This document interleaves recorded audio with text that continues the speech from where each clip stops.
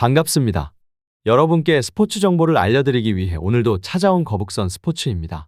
구독과 좋아요는 저에게 큰 힘이 됩니다. 분석 시작 전 구독과 좋아요 한 번씩 눌러주시면 감사하겠습니다. 많은 분들이 계신 무료 입장 가능한 스포츠 분석방과 분석 최종 조합 픽은 영상의 댓글에 기재해 두었습니다. 그럼 오늘의 경기 분석 시작해 보도록 하겠습니다. 첫 번째 경기는 가와사키와 요코하마 FC입니다. 가와사키는 측면과 중원을 중심으로 한 전개에 중점을 두는 팀입니다. 최전방의 에리손 선수는 제공권 장악과 마무리에 집중하고 있으며 마르시뉴 선수는 측면에서 빠른 돌파와 컷신으로 공격의 활로를 열어주는 역할을 수행하고 있습니다. 야마모토 선수는 중원에서 공수 전환의 핵심 축으로 안정적인 패스 흐름을 통해 경기 템포를 조율하는 데 기여하고 있습니다. 특히 홈 경기에서는 공수 밸런스가 잘 유지되고 있어 빠른 템포 전환을 통해 상대의 수비를 효과적으로 흔들 가능성이 높습니다. 요코하마 FC는 윙백들이 수비와 공격을 모두 아우르는 전술적 역할을 수행합니다. 사쿠라가와는 최전방에서 제공권을 다루며 팀 공격의 중심을 맡고 있지만 전체적인 공수 전환에서 조직적인 연계 부족이 종종 드러납니다. 무로이와 코마이는 측면에서의 크로스 플레이에 강점을 보이지만 상대팀의 압박 강도가 강할 경우 쉽게 무너지는 모습을 자주 보입니다.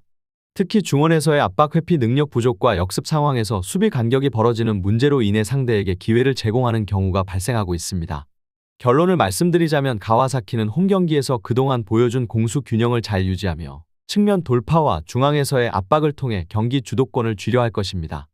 에리손과 마르시뉴는 전방에서 상대의 수비를 효과적으로 흔들며 야마모토는 중원에서 패스 템포를 조율하며 공격 전개를 이끌어갈 것으로 예상됩니다.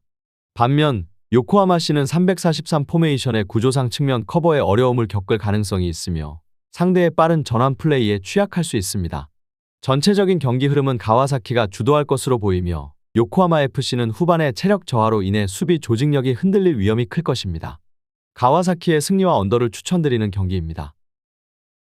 두 번째 경기는 요코하마 마리노스와 가시와입니다. 요코하마 마리노스는 측면과 중원의 연결을 시도하고 있으나 최근 경기에서 공수 간격이 벌어지는 문제점이 눈에 띄고 있습니다. 로페스는 최전방에서 제공권과 마무리에 집중하지만 이노우에와 와타나베의 측면 지원이 원활하지 않아 공격 전개에 차질이 생기곤 합니다. 최근 9경기에서 승리가 없으며 이로 인해 팀 전체의 사기가 저하되고 체력도 고갈된 상황입니다. 수비진은 잦은 실점으로 인해 조직력이 흔들리고 있으며 후반에 접어들수록 체력 저하로 수비 간격이 벌어지면서 수비에 큰 문제가 발생하고 있습니다. 가시와 레이솔은 측면과 중원에서 빠른 전환을 통해 역습을 전개하는 팀입니다. 카키타는 최전방에서 제공권 싸움과 마무리에 집중하며 고이즈미는 중원에서 빠른 패스를 통해 공격을 이끄는 역할을 맡고 있습니다. 야마다는 측면에서 빠른 돌파와 컷신 플레이로 눈에 띄며 최근 경기에서는 결정적인 패스를 제공하는 중요한 역할을 하고 있습니다. 팀의 수비 조직력은 안정적이며 특히 상대의 전방 압박을 효과적으로 차단하는 중원에서의 압박이 강점으로 작용하고 있습니다. 결론을 말씀드리자면 요코하마 마리노스는 최근 9경기에서 승리를 거두지 못하며 그중 5경기 연패라는 최악의 상황에 처해 있습니다. 로페스와 이노우의 연계 플레이가 원활하지 않으며 중원에서 패스가 자주 끊겨 공격 전개에 어려움을 겪고 있습니다. 반면 가시와 레이솔은 최근 빠른 전환과 압박으로 상대 수비를 흔드는 데 성공하고 있으며 카키타와 야마다가 팀의 공격에서 핵심적인 역할을 맡고 있습니다. 경기 흐름은 가시와 레이솔이 빠른 전환과 압박을 통해 요코하마 마리노스의 수비 조직을 흔들 가능성이 클 것으로 예상됩니다. 가시와의 승리와 언더를 추천드리는 경기입니다. 세 번째 경기는 대전 하나시티즌과 전북현대입니다. 대전 시티즌은 수비 중심의 운영을 지향하고 있습니다. 그러나 최근 서울과의 경기에서 무기력한 모습을 보이며 패배를 기록했습니다. 최전방의 구택은 제공권 싸움과 마무리에 집중하고 있으나 김인균과 김현욱의 중원 지원이 원활하지 않아 공격 전개가 다소 단조롭게 진행되고 있습니다. 특히 상대 수비진의 압박을 받을 때 공격 패턴이 쉽게 파악되고 결정적인 찬스를 창출하는 데 어려움을 겪고 있습니다. 후방 빌드업 과정에서도 실수가 잦아지며 중원에서의 패스 연결이 끊어져 공격의 템포가 둔화되는 상황이 반복되고 있습니다. 전북현대는 강력한 압박과 빠른 전환을 통해 경기 흐름을 지배하는 팀입니다. 최전방의 콤파뇨는 제공권 싸움과 마무리에서 안정적인 모습을 보여주고 있으며 전진우는 중원에서의 빠른 패스 전개와 공격 전개에서 중요한 역할을 맡고 있습니다. 강상윤은 과거 메뉴에서 활약했던 박지성을 떠올리게 하는 영리한 움직임과 헌신적인 플레이로 중원과 공격을 유기적으로 연결하며 공격의 출발점 역할을 하고 있습니다. 최근 10경기에서 패배 없이 안정적인 경기력을 보여주고 있으며 특히 강상윤의 움직임을 활용한 측면 크로스와 중거리 슛이 중요한 득점 루트로 작용하고 있습니다. 결론을 말씀드리자면 대전 시티즈는 최근 서울과의 경기에서 상대 수비의 견고함에 막혀 공격 기회를 창출하지 못하고 아쉬운 패배를 기록했습니다.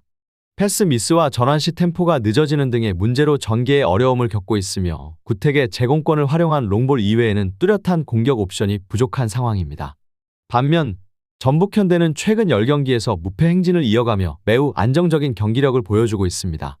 강상윤의 스마트한 움직임과 전진우의 중원 장악력이 조화를 이루며 콤파뇨에게 결정적인 찬스를 만들어내고 있고 후반부에 접어들면서 상대의 수비를 점차 흔들어 놓을 가능성이 큽니다. 전반적으로 전북현대는 강한 압박과 빠른 전환 플레이를 통해 경기를 주도하며 대전 시티즌의 수비 조직을 무너뜨릴 가능성이 높습니다. 전북현대의 승리와 언더를 추천드리는 경기입니다. 네 번째 경기는 김포와 포항 스틸러스입니다. 김포FC는 수비 숫자를 늘리고 역습을 활용하는 전략을 구사하는 팀입니다. 루이스는 최전방에서 제공권 싸움과 마무리에 집중하고 있으나 측면 지원이 부족해 공격 기회가 제한적입니다. 플라나는 중원에서 빠른 전환과 전방 압박을 시도하지만 자주 패스 미스를 범하고 공수 전환 속도가 다소 느린 경향이 있습니다. 천지현은 수비 지역에서 볼 회수와 클리어링을 맡고 있으나 윙백들의 위치가 너무 낮아 공격 전개 시 뒷공간이 자주 열리고 있습니다. 또한 3백 운영 방식 때문에 측면 수비에서 수적 열세를 보일 수 있으며 상대의 측면 돌파에 취약할 가능성이 큽니다. 포항 스틸러스는 측면과 중앙을 유기적으로 결합하여 공격적인 전개를 지향하는 팀입니다. 이호재는 최전방에서 제공권을 장악하며 득점 기회를 엿보고 있으며 홍윤상은 중원에서 빠른 패스 전개와 공격의 연결을 책임지고 있습니다. 오베르다는 측면에서 빠른 돌파와 정확한 크로스를 통해 득점 기회를 창출하고 있으며 특히 측면 지역에서는 풀백과 윙포워드가 동시에 오버래핑을 시도해 수적 우위를 만들어냅니다. 측면에서의 2대1 패스 패턴이 주요 공격 루트로 기능하고 있으며 김포FC의 3백이 측면에서 수적 열세를 보일 경우 이를 집중적으로 공략할 가능성이 매우 큽니다. 결론을 말씀드리자면 김포FC는 3백 전술을 채택해 수비 라인의 두께를 강화하고 있으나 측면에서의 수적 열세가 뚜렷하게 나타나고 있습니다. 루이스는 최전방에서 제공권을 장악하며 득점 기회를 노리고 있으나 중원과 측면의 지원 부족으로 인해 공격 전개가 다소 일관되게 이어지고 있습니다.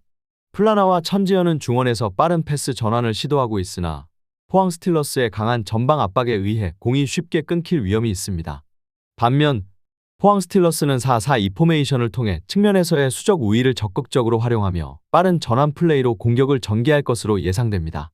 이호재와 오베르단의 측면 연계 플레이는 김포FC의 3백 사이드 공간을 집중적으로 공략할 가능성이 큽니다. 후반부로 접어들면서 김포FC의 체력 저하와 수비 간격이 벌어지면 포항 스틸러스는 역습 상황에서 효과적으로 득점 기회를 만들 가능성이 높아 보입니다. 포항 스틸러스의 승리와 언더를 추천드리는 경기입니다. 다섯 번째 경기는 안양과 대구입니다. FC 안양은 중원의 조직적 조율과 측면을 통한 빠른 전개를 핵심 전략으로 삼고 있는 팀입니다. 못다는 최전방에서 제공권을 장악하며 득점 기회를 창출하는 역할을 맡고 있으며 야구는 측면에서 날카로운 돌파와 침투로 상대의 수비를 흔드는 중요한 임무를 수행하고 있습니다. 김보경은 중원에서 패스를 조율하고 경기의 흐름을 조절하는 역할을 맡아 공격 전개에 중요한 영향을 미칩니다. 유병훈 감독의 지도 아래 직전 경기에서 얻은 교훈을 바탕으로 더욱 효율적인 전술을 구사할 것으로 예상됩니다. 중원에서의 유기적인 연계와 빠른 공격 전환을 통해 대구FC의 수비 라인과 측면을 압박하며 경기를 풀어갈 가능성이 높습니다. 대구FC는 중원과 수비에서의 안정성을 우선시하는 팀입니다. 에드가는 최전방에서 제공권을 장악하며 득점 기회를 창출하는 역할을 맡고 있으며 정치인과 요시노는 중원에서 공격 전개를 돕고 있습니다. 그러나 서동원 감독 대행이 프로팀을 처음 지휘하게 되면서 상대적으로 전술적인 경험이 부족한 상황입니다. 수비와 중원에서 수적 우위를 점하려고 하지만 FC 안양의 날카로운 공격 전개에 제대로 대응하지 못할 경우 쉽게 균형을 잃고 수비가 무너질 위험이 큽니다. 결론을 말씀드리자면 FC 안양은 유병훈 감독의 지휘 아래 직전 경기에서의 교훈을 토대로 전술적 조정과 피드백을 효과적으로 반영할 것으로 보입니다. 못다와 야구는 전방에서 상대의 수비를 압박하며 공격을 주도할 예정이고 김보경은 중원에서 경기의 흐름을 조율하며 빠른 패스를 통해 전개를 이끌어갈 것입니다. 반면 대구FC는 서동원 감독 대행의 경험 부족이 전술에 영향을 미칠 가능성이 있으며 상대의 공격에 대한 대응이 미흡할 우려가 있습니다. 경기는 FC 안양이 공격적으로 주도할 것으로 예상되며 대구 FC는 수비와 중원에서의 조직력 문제로 어려움을 겪을 가능성이 큽니다.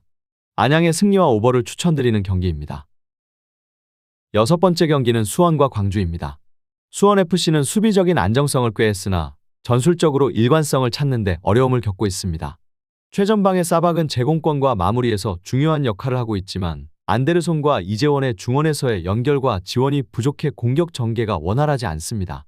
공격 패턴이 상대에게 쉽게 파악되며 압박에 자주 당해 결정적인 기회를 만들지 못하고 있습니다. 또한 수비진은 후방 빌드업 과정에서 실수를 범하며 공수 전환 속도가 느려지는 문제가 지속적으로 나타나고 있습니다. 광주FC는 조직적인 수비와 안정된 경기 운영을 중요시하는 팀입니다. 헤이스는 최전방에서 제공권을 장악하며 득점 기회를 노리고 아사니는 중원에서 빠른 패스 전개와 공격적인 침투로 상대의 수비를 교란시킵니다. 박태주는 수비에서의 강한 존재감을 발휘하며 중원에서의 플레이메이킹을 통해 전방 압박을 더욱 강화합니다. 시즌 초반부터 꾸준히 포백을 활용한 전술을 채택하고 있는 광주FC는 수원FC와 비교했을 때 전술적 안정성이 높으며 경기 흐름을 주도하며 상대의 약점을 효과적으로 공략할 가능성이 큽니다. 결론을 말씀드리자면 수원FC는 3백을 채택한 이후 전술적으로 변화를 시도했으나 조직력의 부족으로 인해 공격 전개에 어려움을 겪고 있습니다. 사박과 안데르손의 협력은 가능하지만 중원에서의 연결이 원활하지 않아 공격이 단조롭게 이어지고 있습니다. 반면 광주FC는 수비와 중원에서 안정적인 운영을 보여주며 공격 전개가 매우 유기적으로 이루어집니다. 특히 광주FC가 수원FC의 측면 수비를 공략할 경우 강한 압박을 통해 수원FC의 수비 간격을 쉽게 무너뜨릴 수 있을 것으로 보입니다. 광주의 승리와 오버를 추천드리는 경기입니다. 일곱 번째 경기는 울산현대와 인천유나이티드입니다. 울산현대는 강력한 조직력과 빠른 전환을 통해 경기를 주도하려고 하지만 최근 공격 흐름이 끊기고 있는 상황입니다. 에릭은 최전방에서 제공권과 마무리에 집중하고 있으나 이청용과 보야니치의 지원이 부족해 공격 전개가 단조롭게 이어지고 있습니다. 특히 최근 경기에서 상대 수비의 압박을 받아 결정적인 찬스를 만들지 못하는 상황이 반복되고 있습니다. 수비 라인에서의 불안정성과 중원에서의 템포 저하가 주요 문제로 작용하고 있으며 후반으로 갈수록 체력 저하로 수비 간격이 벌어지고 역습에 취약해질 수 있습니다. 인천유나이티드는 안정적인 수비를 강조하는 팀입니다.